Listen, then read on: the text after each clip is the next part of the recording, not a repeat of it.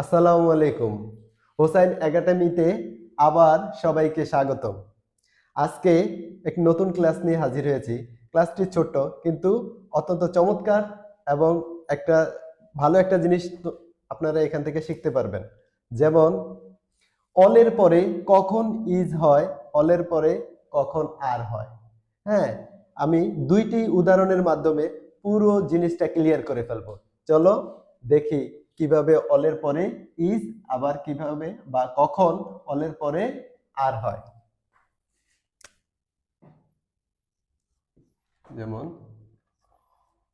all all that glitters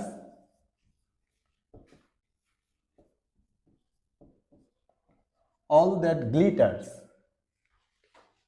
all that glitters is not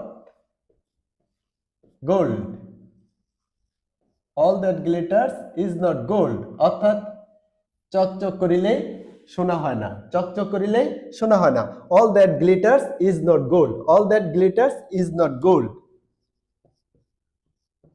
তারপরে all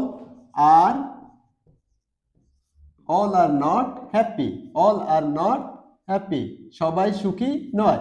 অর্থাৎ প্রবাদ বাক্যের সময় হবে ইজ, আর অন্যান্য বাক্যের সময়, অন্যান্য সেন্টেন্সের সময় হবে আর। অর্থাৎ প্রবাদ বাক্যে অল থাকলে অলের পরে ইজ হবে, আর অন্যান্য জায়গায় অলের পরে আর হবে। প্রবাদ বাক্য ছাড়া অন্যান্য জায়গায় হবে আর।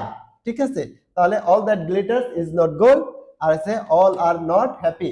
আরো তোমরা বলতে পারো, যেমন all boys are playing in the field. হ্যাঁ, সকল বালকেরা মাঠে খেলছে। এইভাবে যদি ভিডিওটি ভালো লেগে থাকে তাহলে ভিডিওটি একটু সাবস্ক্রাইব করে দাও এবং লাইক শেয়ার করে দাও, যাতে অন্যরা শিখতে পারে। সবাই ভালো থাকো, আল্লাহ হাফেজ।